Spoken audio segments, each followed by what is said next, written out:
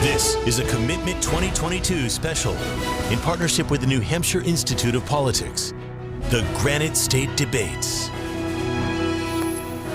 With inflation, government spending, and other economic issues top of mind for many New Hampshire voters right now, several Republicans with small business backgrounds are vying for the chance to challenge five-term Congresswoman Annie Kuster this fall.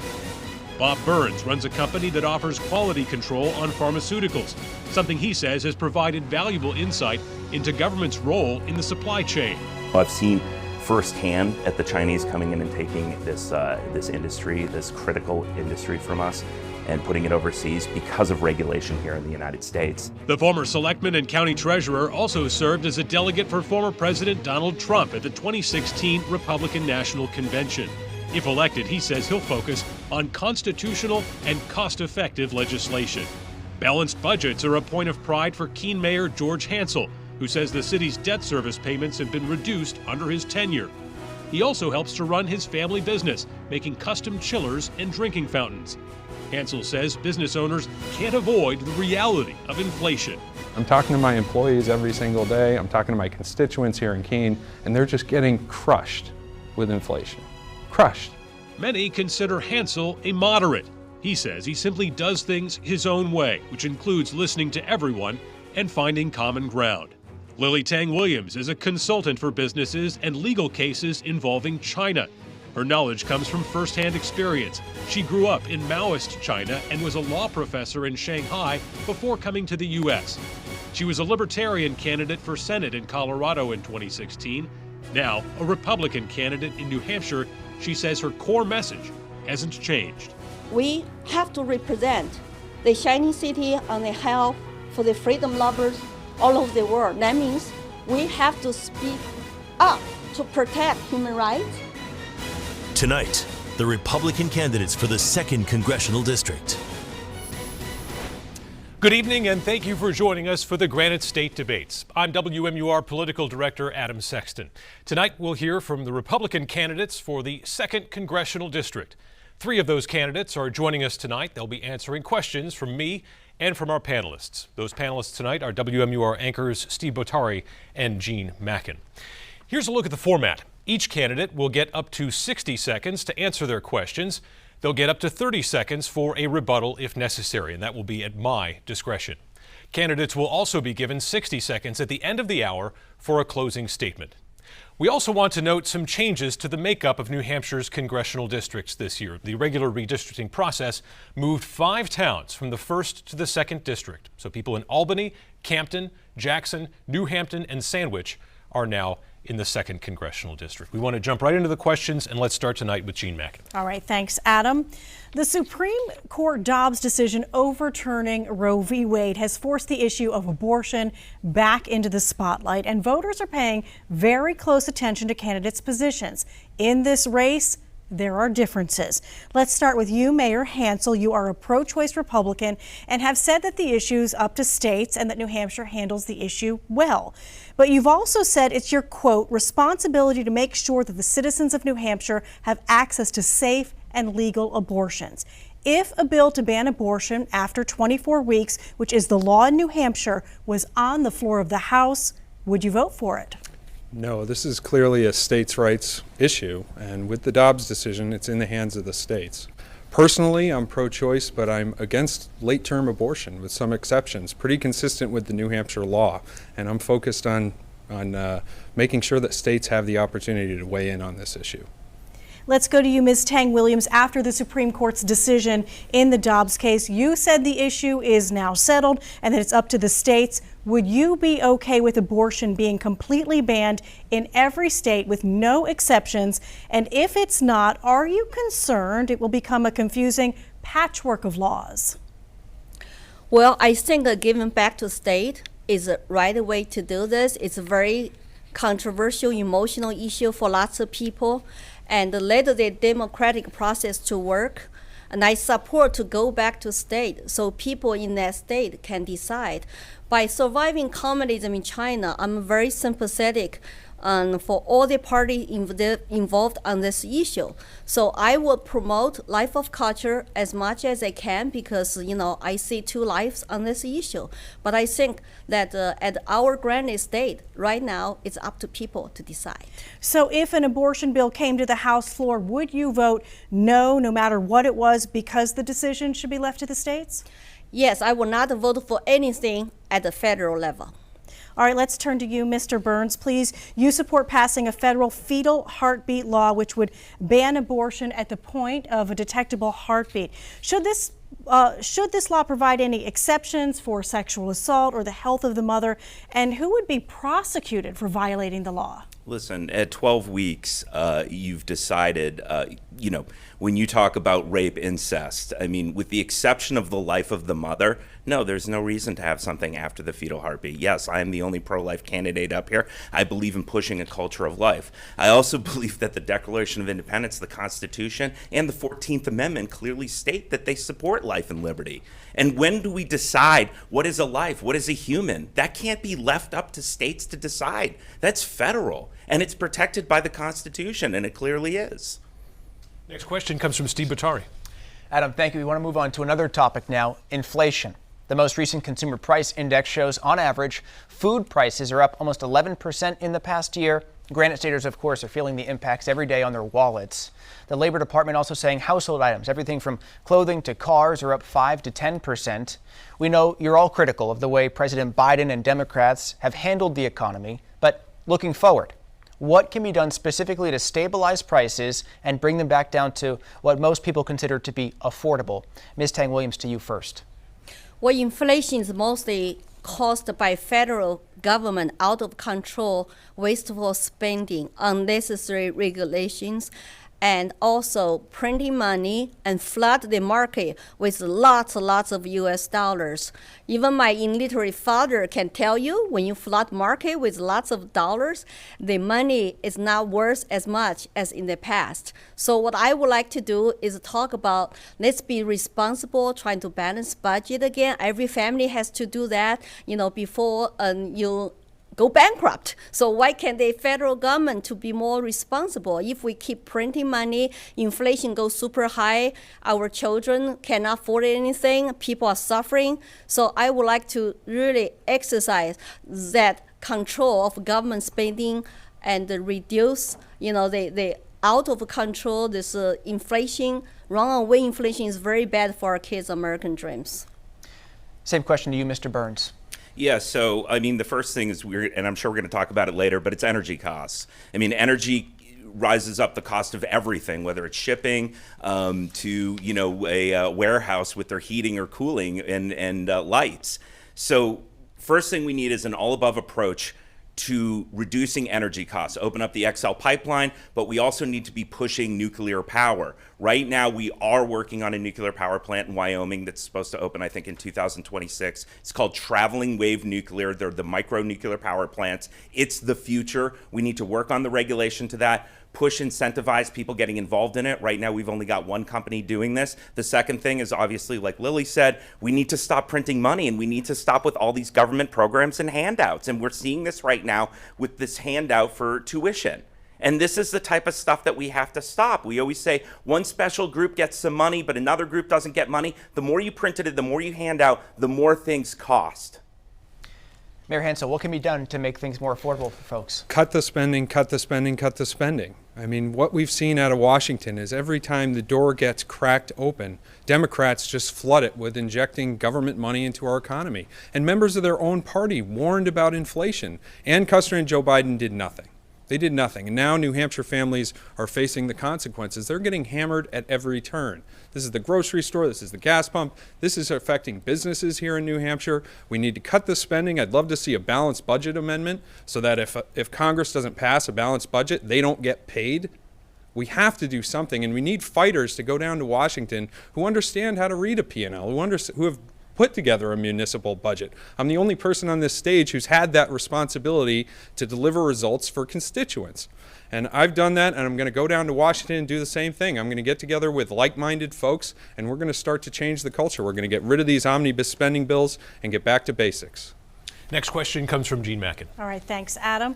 Population and workforce numbers in parts of the North Country continue to decline. Over the years, politicians have stood on this stage promising help and money to bring jobs and revive the economies in rural New Hampshire communities. Considering the trends, is that kind of government spending worth it? And we'll begin with you, Mr. Burns. I mean, probably not. It depends, though. I mean, obviously, we've got a robust travel economy up there, and I think that that's more of a state issue on how they're going to spend their money, opening up ski resorts, allowing people to expand. Obviously, there's certain regulation that's kept some of the corporations from being up there.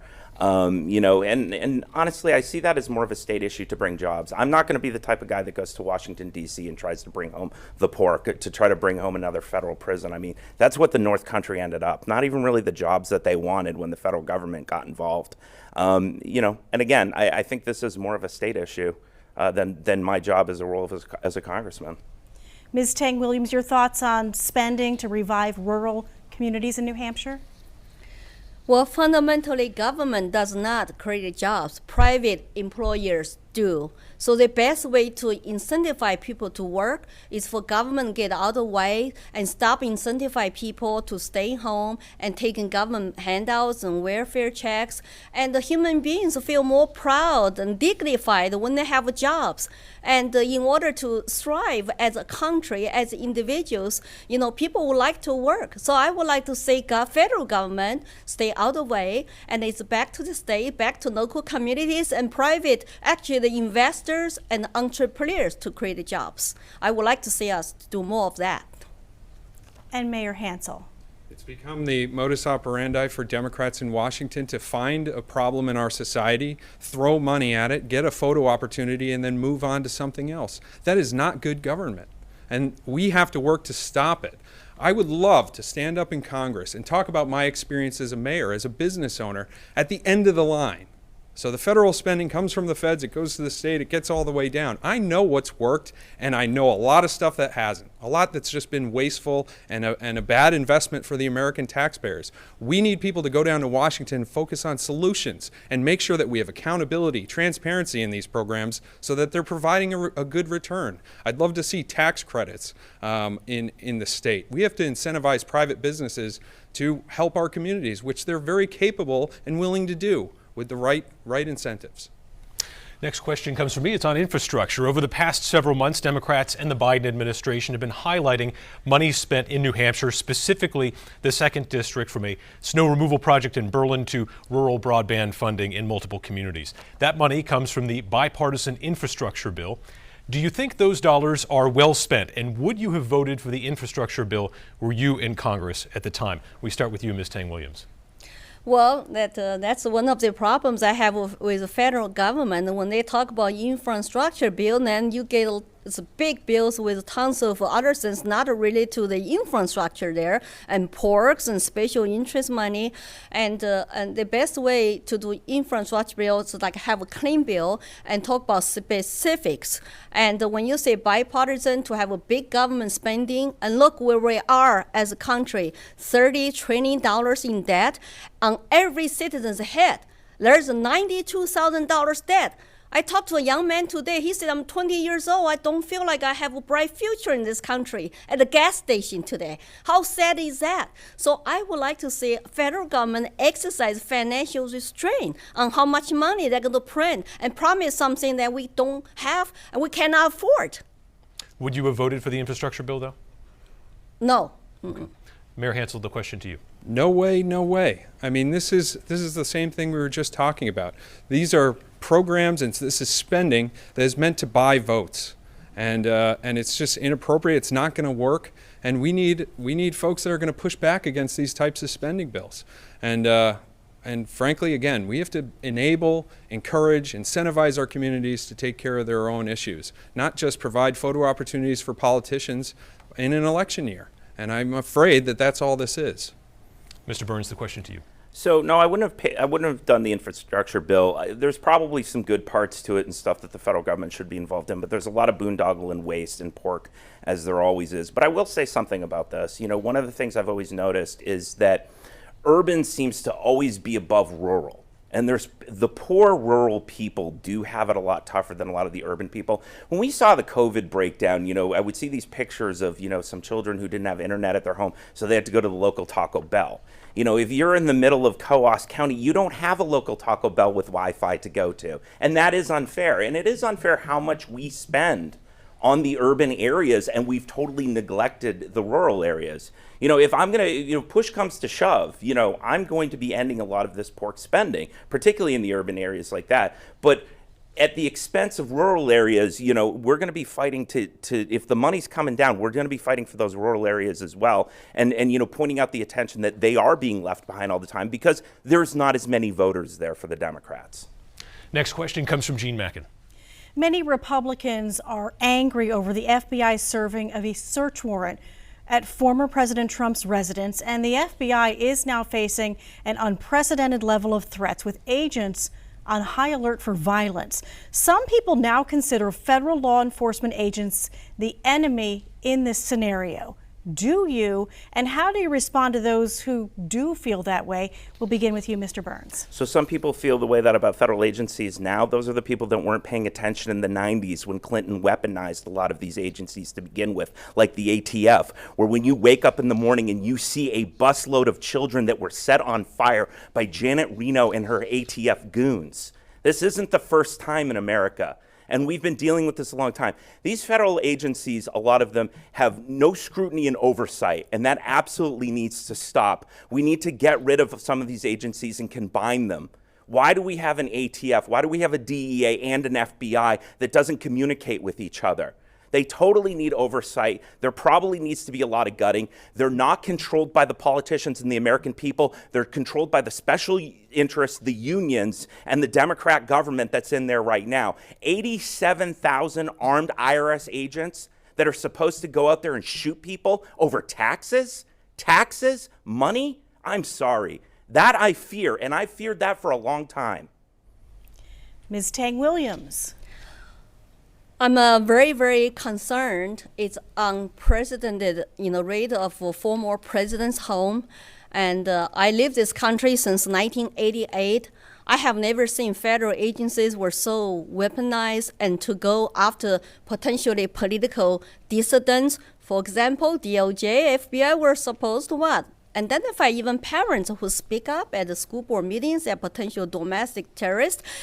I grew up in communist China. That's what the communist China does. One party control and weaponize state agencies to go after dissidents' voices. If I speak like the way I do today here, I will be locked up in China. So I'm very concerned for my new country, and we need to have conversations, respectfully disagree, but instead of purge political dissidents.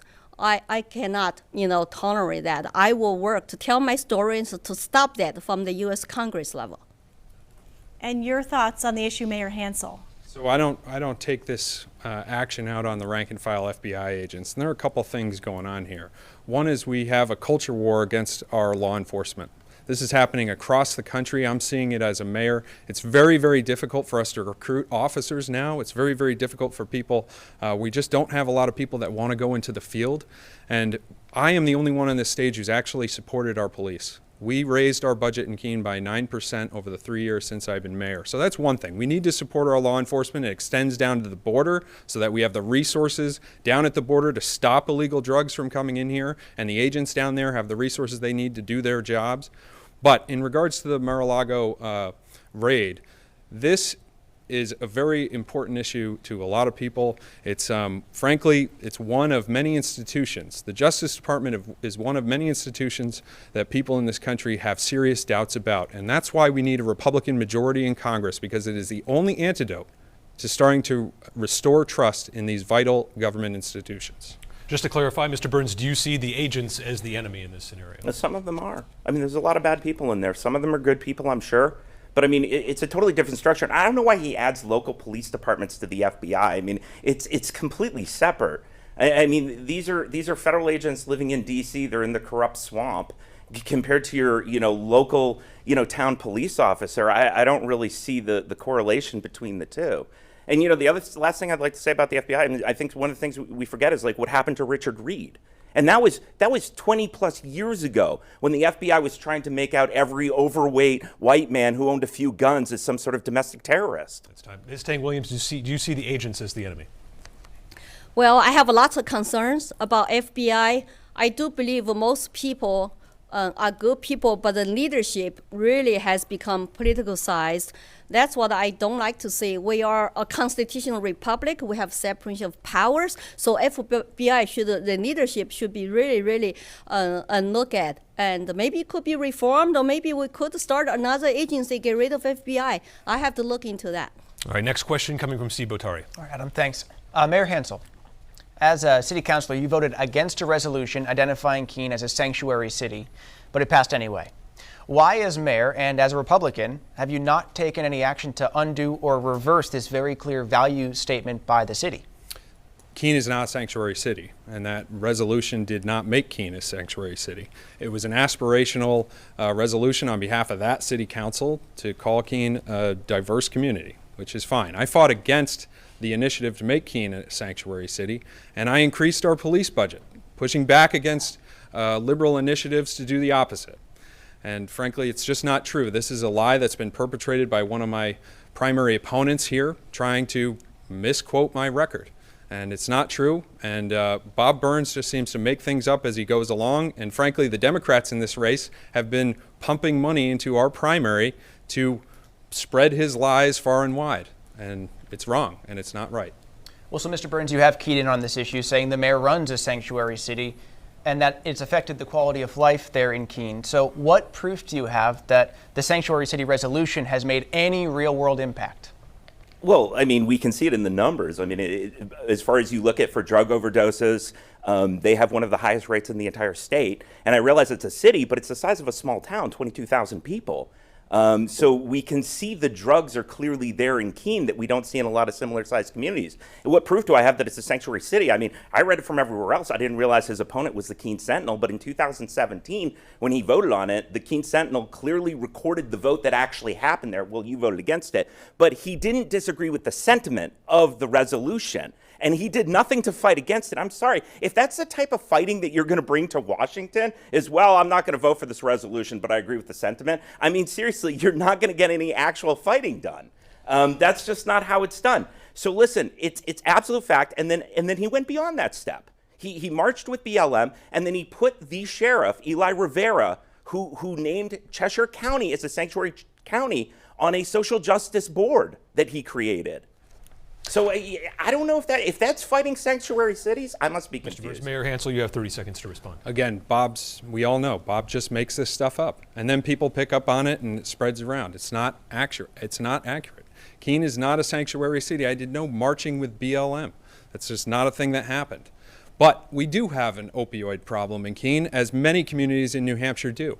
And that's why we need to secure the border and do whatever it takes. For far too long, people have talked about it. Nobody's done anything about it, and that includes Republicans and Democrats. When I go down to Washington, I am going to fight every day to make sure we secure the border and don't let drugs into our communities anymore.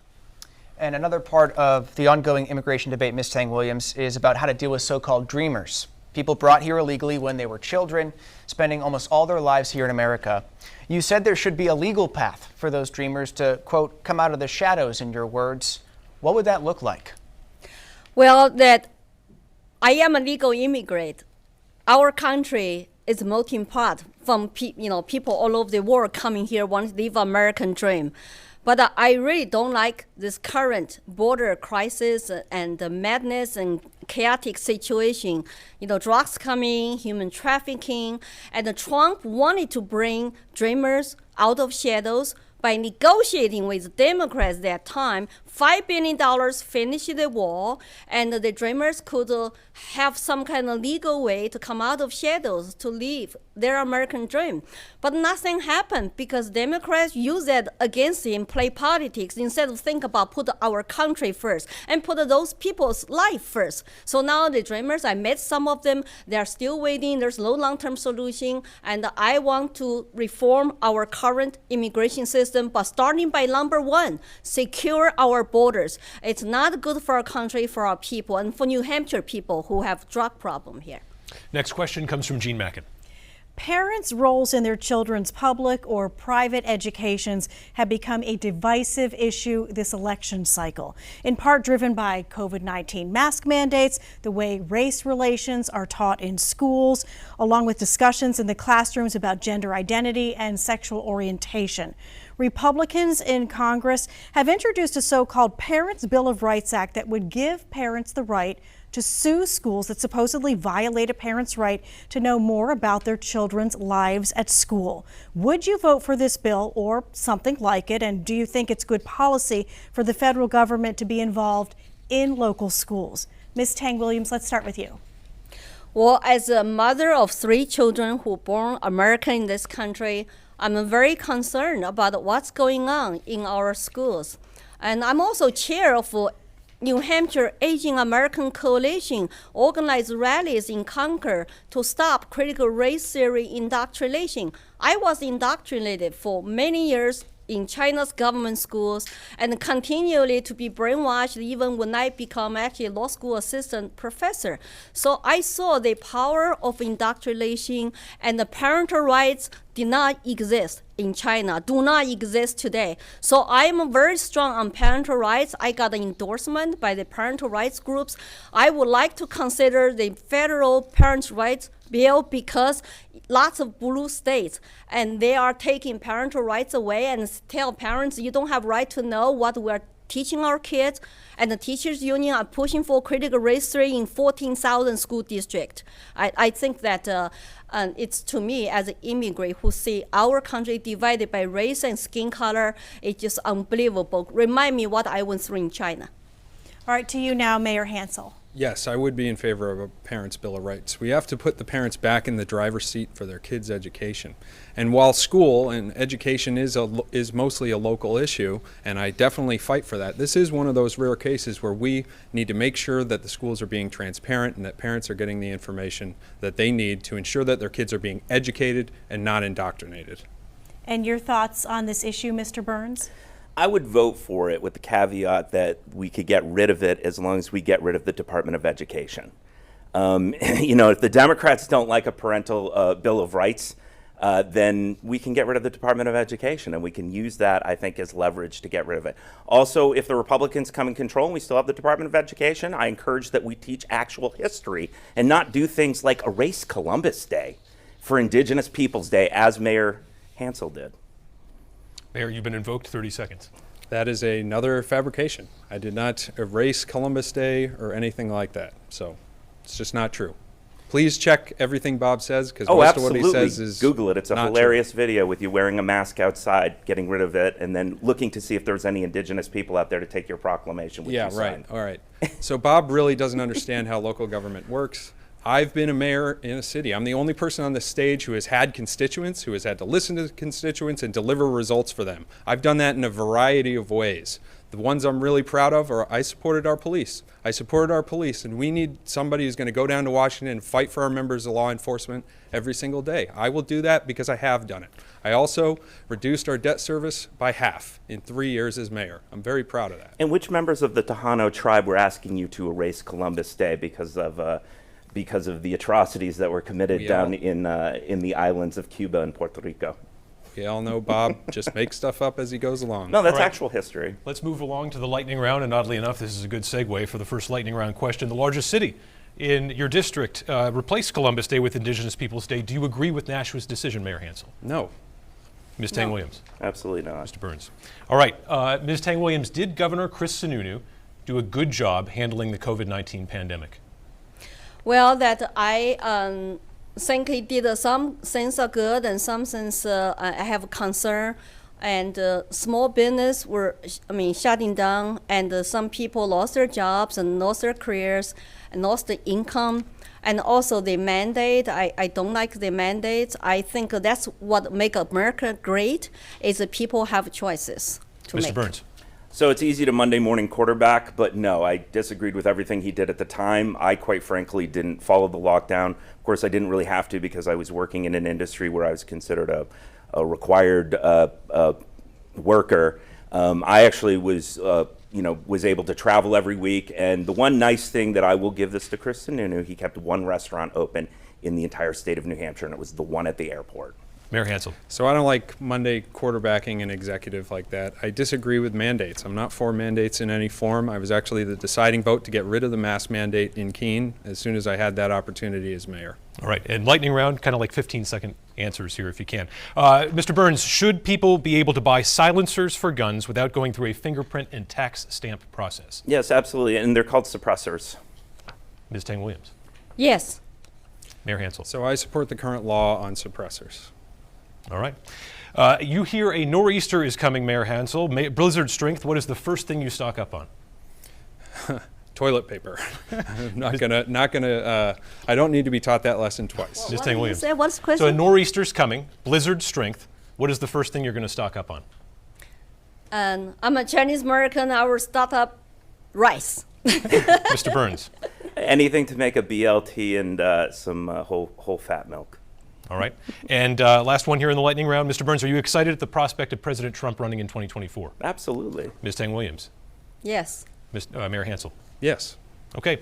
Let's move to a question about guns. You are all supporters of the Second Amendment, and you do not think more gun laws will help curb violence. But is there a bill that Congress could pass that might prevent another school shooting? And first to you, Mayor Hansel. I'm sure there might be a bill to address safety concerns at schools, but the Second Amendment is very clear. I am a gun owner, I'm a shooter, and I don't believe in any new restrictions on firearms at the federal level. Ms. Tang-Williams. Well, one of the basic Bill of Rights I really love is our Second Amendment, very dear to my heart. Consider 1.4 billion Chinese in my native country are disarmed and under total lockdown. My first article I ever published in this country called Guns Against Tyranny and talk about Tiananmen Square students were mowed down by the tanks. If Chinese people had the guns, they would fight the tyranny. So that's very dear to my heart. I want to repeal all unconstitutional gun control laws. Mr. Burns. National reciprocity, and we need to make it so that individuals who are law-abiding citizens can be able to buy guns in places like Chicago and Baltimore. Also, I think, Republicans love to say mental health, but they don't give a lot of specifics. We need to get kids off the internet, the TikTok and everything else. We have to stop bombarding them with 20 hours a day of the news and everything else that's just showing these violent crimes over and over again. Follow up on the gun issue. Mr. Burns, if elected, would you support federal legislation to fund the arming and firearms training of teachers to make them their own protectors of classrooms? So, the thing is I think that a private industry, the NRA, would actually come in and do that without federal funds. I would definitely help to encourage it. I hate the idea of looking at something and just because it's my special interest, I want to dump federal money into it. But I wouldn't be against it. It's something I could probably go either way on, but I think it's something that we could partner up with private people like Sig Sauer and NRA, who I think would be happy to put money in there because they're going to sell more guns. All right, Mayor Hansel, would you support funding the arming and training of teachers? No. I mean, there are things we need to address with school safety. Right now, we're taking better care of money in banks than we are students in school. That's a problem that everyone should be concerned about, and there are likely things we can do to make our schools more safe and make sure that students, when they go to school, are focused on learning, and that parents, when they drop their kids off, are very confident that they'll be picking up their kids safe and sound at the end of the day. Ms. Tang-Williams, same question to you. I would like to see federal government become smaller and more limited in their powers and cost, and give back to the local communities. Let them decide if we repeal gun-free zones and unconstitutional gun control laws. Local private people will step in to decide what is the best way to keep our community safe and keep our students and teachers safe. A lot of people concealed, like our constitutional carry, and the trained teacher volunteer to carry. That's a great idea locally. Next question comes from Steve Botari. Adam, thanks. This year, New Hampshire's two largest cities are expected to see the most opioid deaths since 2017. You would represent one of those cities, of Nashua. Despite the government spending millions of dollars in New Hampshire to address the issue, it is once again getting dire. Is there anything the federal government is currently doing that is working to stem addiction? And what fresh ideas would you bring to Congress that could quickly make a change? Mr. Burns, to you first. Yeah, sure. We need to stop giving federal money to drug rehabilitation centers that have high rates of recidivism. We need to stop funding Suboxone. Suboxone, I think, can help a lot of people get off drugs, but we can't be handing people 10, 15, 20, 30-day supplies of a dangerous narcotic that's supposed to get you off narcotics, particularly that we've been seeing people now using Suboxone for 1, 2, 3 years. This is supposed to help you get off of opioids, not get you onto opioids, and we're finding more and more children now are actually getting addicted to opioids with things like Suboxone to begin with. Custer signed a bill that made it easier to prescribe this dangerous opioid to people, even giving the ability to, she sponsored it, even giving the ability to things like midwives to prescribe it. We need to tighten our ship here, and we need to stop just handing out federal money like a drunken sailor just because we hope that what we're doing will work, because it hasn't been working. Mayor Hansel, same question. Secure the border. We've been talking about this for decades. President Trump brought it up, and Republicans didn't give him the resources he needed to actually finish the job. I am acutely aware of what happens with an unsecured border and drugs pouring into our community. It's taxing our emergency services. It's taxing our police. We need conservative fighters who are used to doing it and pushing back on liberal agendas to go down and just get the job done. Whether it's resources for our border agents, whether it's building the wall or sending reserve troops to actually make it happen. This is a foundational issue that just, it causes all kinds of problems because of Joe Biden and Ann Custer right there with him, their policy on the border, and it needs to change. And Ms. Tang-Williams? Well, 90% of fentanyl coming from open borders in our southern border. And China, communist China, knows our southern border is not secure. They ship the fentanyl materials to Mexico, then through drug dealers smuggle them in. It's sad to see our young people die of overdose. And so number one is to secure the borders. Then we can talk about the strengths of our communities and therapy, mental health issues, and the families at the local level. And the education counseling is very important for somebody who is drug addicted. So by being a human way to help them, it's really through your local communities and strength families. I want to follow up here on this. It's an important topic. Has this crisis affected you in any personal way? Mayor Hansel, to you first. I think almost every person in New Hampshire has been affected by this. Fentanyl right now is the leading cause of death for 18 to 45-year-olds in this country. The leading cause of death. That's unacceptable. Every Granite Stater should be standing up and shouting to their elected officials that we need to do something better. We need to do something about this. It's affecting every community in New Hampshire. Anywhere I go in the district, I talk to members of law enforcement. I say, what are the issues you're seeing? What can we do about them? They all have the same answer. Take care of the drugs that are flooding into our communities. That starts at the border. That starts with strong conservatives standing up to the Biden administration and making it happen. I will be that fighter. Ms. Tang-Williams, has this crisis affected you in any personal way? I do. I have a friend in North Carolina. His daughter, 30 years old, just all of a sudden died of fentanyl overdose. It was very sad. And so it's not just a New Hampshire problem. It's actually a problem in lots of other parts of the country. And so the Democrats who talk about their concern for the regular people, how come they let border issue continue to drag on and on? And, Ann Custer never call out Biden to say, secure the border now. We have an issue here with the Granite Staters. Same question, Mr. Burns. Yeah, obviously, though, my brother was murdered by his ex-girlfriend, or I suppose his girlfriend at the time. I mean, they were heroin addicts. They met each other in one of these drug rehabilitation centers that just really didn't care. It was all about making money. And I saw through his time of trying to get off of heroin, using Suboxone was only a crutch that allowed him to continue to use heroin on the weekends and work on weekdays. So I think I've seen it, all the way through on every level, and basically how destructive our state and federal policies have been when they've tried to help people out. Next question comes from Gene Mackin. All right, thank you. Climate scientists at Dartmouth and UNH say shorter, warmer winters could decimate New Hampshire's $500 million ski industry by the end of the century. They're predicting an increase in rain and a 50% decrease in snowfall, with temperatures not cold enough to use current snowmaking technology. What steps, if any, would you want Congress to take now to protect the state's ski business from this projected collapse. Mayor Hansel.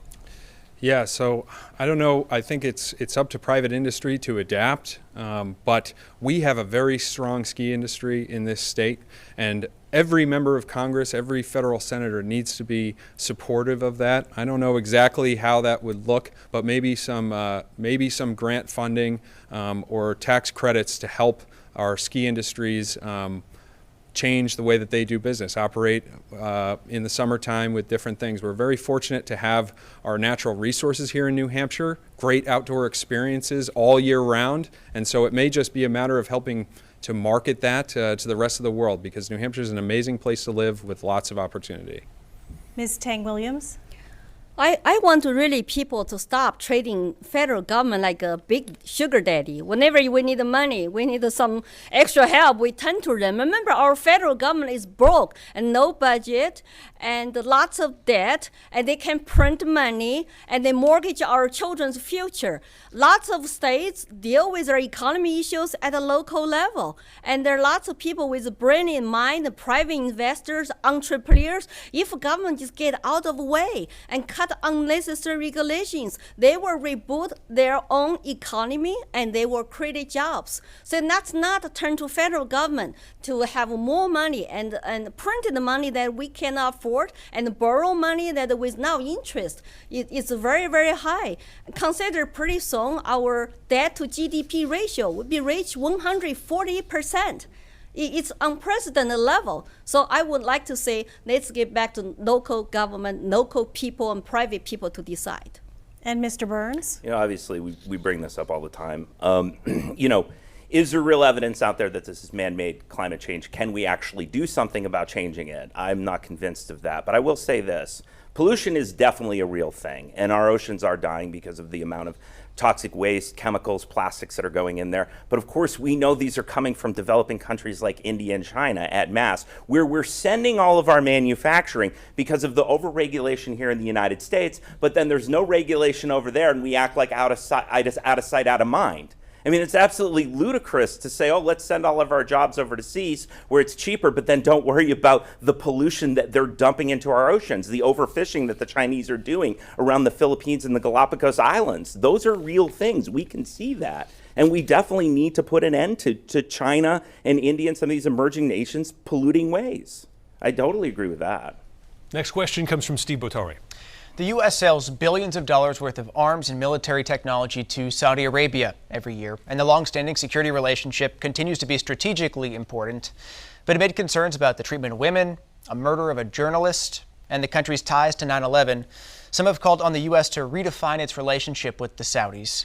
Should Congress step in to limit arms sales until changes are seen? Ms. Tang Williams. Well, I think that the U.S. foreign policy really needs to reevaluate it. I see that we have lots of money go to overseas where our own people are not well taken care of.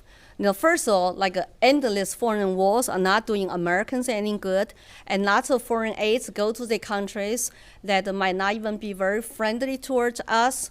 And we cannot secure our own borders, but we send lots of money to other countries to secure their borders. It just does not make sense to me. And also, I am a grassroots candidate. I feel very sympathetic toward Americans, working middle-class families, because I was born into poverty, and our veterans even don't have, like a shelter to live sometimes. So I would reevaluate all that and to say that we need to take care of our American citizens first.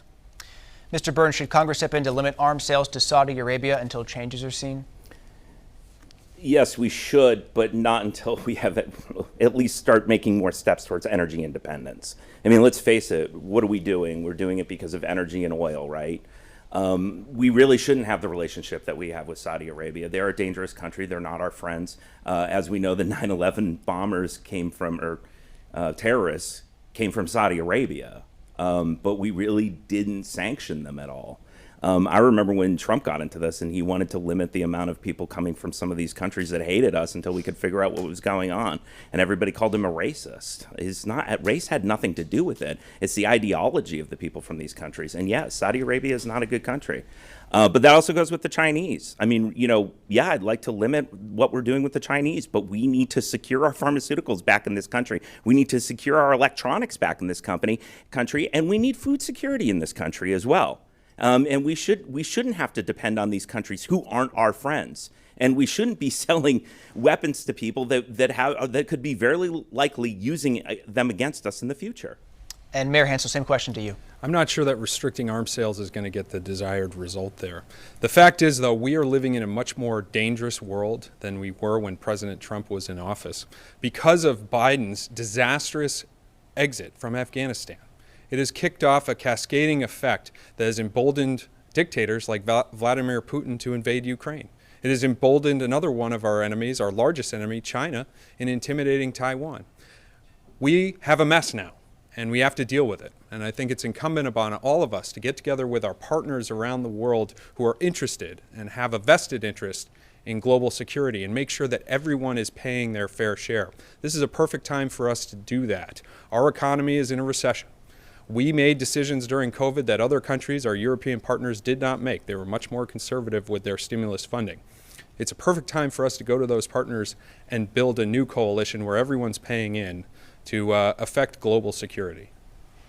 All right, next question. It's safe to say we have probably 3 frequent flyers on this stage in terms of business travel. So take a look at a number we've got here up on the screens for you. Roughly 24% of domestic flights of U.S. airlines were delayed in the first 6 months of this year. Shortages of employees, pilots, and air traffic controllers, more demand for travel, and supply chain issues have overwhelmed the system. What can Congress do immediately to ease some of these issues? First to you, Ms. Tang-Williams. Well, lots of those issues were actually caused by federal government. Remember the vaccine mandates, and we were short of pilots, and some were laid off, and they could not go to work on time. The CDC guidelines just endless, and so now finally, things start to get a little bit more normal.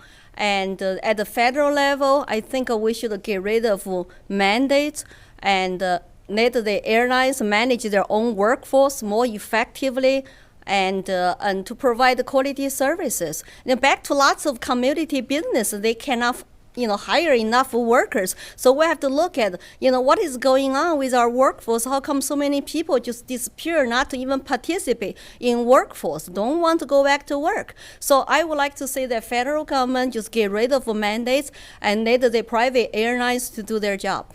Mayor Hansel, same question to you. Well, first off, it's not in the district, but Manchester Airport, best airport around. I am always going to celebrate the fact that I live in New Hampshire and have access to Manchester Airport. As far as what the federal government can do, reduce inflation. Inflation is this cancer that just infects everything in our society. And it affects fuel prices for jets, it affects fuel prices for our cars. So if we just run a generally good pro-business economy, that'll stimulate growth in the air travel industry, and hopefully it'll help solve a lot of the problems that we're seeing. Mr. Burns. Okay, so I'm not sure if my opponents understood the question. It was about late flights, right? It was a 24% or late. How can you resolve the problem? Flyer Bill of Rights is I think what we need. You've got too many airlines out there that don't care about canceling and delaying flights. As someone who flies like I do, sometimes I need to be at a customer for less than 24 hours and I need to be there immediately, and it can cost tens of thousands of dollars if I don't show up. I think that these airlines feel like there's very little recourse for overbooking and then pushing people off, and we do see that a lot. In Europe, they have a better Flyer Bill of Rights where if you're delayed a certain amount of hours, they have to pay you a certain amount. There's that in the United States, but it's very difficult to go after them and actually get them to pay you, as if anybody's ever tried that before. So I think that that's what you do. Listen, when I buy a ticket for $1,000 to go down to Lynchburg, Virginia, I'm in a contractual agreement that they're going to get me there on time. And if they don't take that contractual agreement seriously, then I think that there should be easier recourse for me to collect against them. Another quick lightning round for you guys as we get closer to the end here. Mr. Burns, would you vote to make Puerto Rico a state? Yes. Ms. Tang-Williams? No. Mayor Hansel? Potentially, yes. How long have you been a registered Republican, Ms. Tang Williams? Well, long story short, I was registered Republican when I become a citizen, when I can vote. And I choose Republican Party because it stands for small limited government, and I feel like they left me 2008, so I left the Republican Party and I went back in 2019. So I have been Republican since then. All right, Mayor Hansel. I've been a lifelong Republican since I was first registered to vote. More than that, I've been a conservative fighter in a very liberal city. As a lot of people know, Keene is not exactly a Republican stronghold, but I've been a lifetime Republican fighting for conservative values. Mr. Burns. So I'll go with 26 years since I was 18. I believe Steve Forbes was the first guy I voted for in the primary. That was a fun primary. All right, last lightning round question, starting with Mayor Hansel. What's a place in CD2 you got to know better in this campaign season that you want to go back to? Hayward's in Nashua, the ice cream place. I really liked it. I love ice cream. It's a guilty pleasure, but and we were thinking about things that we were going to try in all the different parts of the district. It was going to be pizza, but it ended up being kind of ice cream. Mr. Burns, a place in CD2 you want to get back to? Probably downtown Littleton. I've actually never really spent that much time there, and it's a cute downtown. I like it a lot. But I had an opponent earlier that had this brewery up there that looks really cool, and I still haven't stopped in yet. But all right, Ms. Tang Williams, how about you? I went to lots of like the town fairs, and I really had a good time shopping in Lancaster, the community fair. Bought lots of silk flowers the lady made, and very affordable, very creative. We took pictures. I bought lots of silk flowers. I want to go back. All right, this is the last question to the candidates. The summer of 2020 saw $2 billion in damage from riots. January 2021, a group of Americans stormed the Capitol to try and stop the certification of a presidential election. This summer's Gallup poll shows that people are losing trust in traditional institutions, from courts to schools to media and the healthcare system, and they fear that hostile rhetoric will translate to more violence. How does America get out of this situation? First to you, Mayor Hansel. Yeah, so you're absolutely right. Unlike any other time that I know of, people are questioning these vital institutions in our society. And they're doing it because Democrats in Washington have proven time and time again that when they can't build consensus around their ideas, they just jam them through. They change the rules. They try to get around them.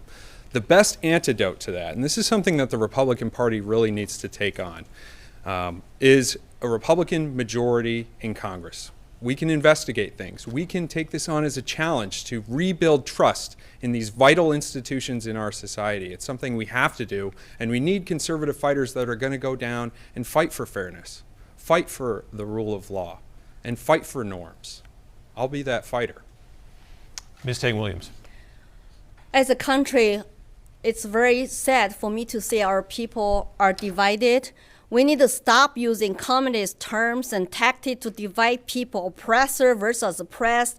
In China, it's 5 red versus 5 black, and here it's like different people of color, gender, sexuality versus other kind, and vax, not vax. People just fight each other like a tooth and nail. And now critical race theory based on skin color and race, and some people are born racist. I just cannot imagine, to imagine my new countries like that. So I would like to see stop playing identity politics and stop playing like the weaponize of our federal government on elected bureaucrats, stop making laws and canceling people's rights. All right, Mr. Burns, to you, how do we get out of this situation as a divided Yeah, I mean, country? a lot of it has to do with the media, the money in politics, the polarization. I mean, there's people out there that, there's people that I knew that were anti-vaxxers, but then they were Democrats, so then they became the biggest pro-vaxxers out there. I mean, they're clearly sheep being programmed by the media and their party on what to say, and that's unfortunate. I think that there needs to be a cultural shift that people need to stop paying attention to the media so much, and we need to start talking more, and you have to stop getting angry. There's so much bullying in school today. If you don't agree, if you didn't put the black square up for the Black Lives Matter on your TikTok, then you were a racist, and then you were bullied for it. If you're not putting up a trans flag on Transgender Day, then all of a sudden you're a bigoted person if you're not doing it. We need to really stop this bullying in our schools. We need to just be able to have a total cultural shift in our education system and what children are watching every day and how much time they're spending on internet and the type of hateful stuff that they're consuming. All right, we've reached our closing statements, and the first one will be given by Lily Tang Williams. Well, thank you for holding this debate. I am a communism survivor. I lived in communist China for almost 24 years. My parents were military workers. I was looked down on. I was not respected in my entire life in China because I did not have powerful parents. I was not born with silver spoons in my mouth, but I come to this country to seek freedom and live my American dream. I am living American dream today just by running for Congress and debating my opponents here. I would like for you to check out my stories on lilytangwilliams.com. I ask for your vote. I will be the best person to represent the people of New Hampshire, and I'm for liberty and not for sale. And thank you very much. And I'm on social media too, and I hope that people will give me a look. Closing statement now from Mayor George Hansel. So I'm George Hansel. I'm very proud to be the 5th generation of a family-owned local manufacturing company right here in New Hampshire. We've been building products and shipping them around the world for 120 years. I'm a mayor of Keene, and I'm a conservative fighter. I've been in the trenches, getting the job done and producing results. And it's very different. As an elected official, it's very different to produce results versus just shouting out rhetoric. I'm the only person in this race who has delivered for constituents time and time again. I increased our police budget, supported our police. I decreased our deficit in half in 3 years. That was a tough thing to do. And something we didn't mention during this debate, I am the only one that can win in November, the only one that Custer is scared of. Democrats have invested hundreds of thousands of dollars propping up my opponent because they are nervous and scared of me. They know I can win, and the stakes are too damn high. We have to win this election for Republicans and send a Republican down to Washington. Mr. Burns, your closing statement. All right, so before I make it, I'm pretty sure that I mixed up Richard Jewell's name with Richard Reed, and nobody called me out on it. The shoe bomber, right? No, I meant Richard Jewell. So okay. before they use something, the Democrats use that in their next commercial against me. I mean, it's interesting. There's over 700,000 being put into George by a super PAC coming out of Utah that we have no idea who's behind it. But he doesn't like to talk about that. Yeah, you've probably seen some commercials. The Democrats are attacking me, hundreds of thousands of dollars. They're using the line is get burned with Burns, I think. Well, this November, Custer's going to be feeling the burn.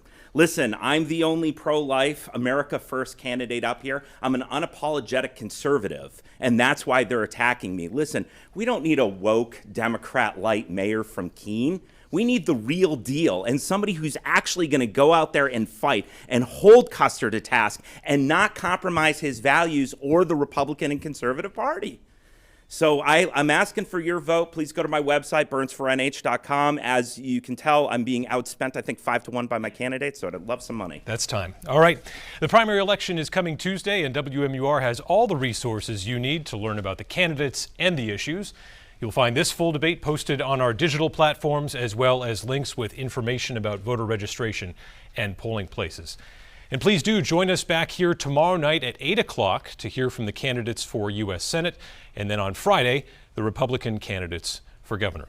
We want to say thank you to the candidates for participating tonight. Thank you to Jean and Steve as the panelists. And of course, thank you all at home for watching us and joining us. Have a good night.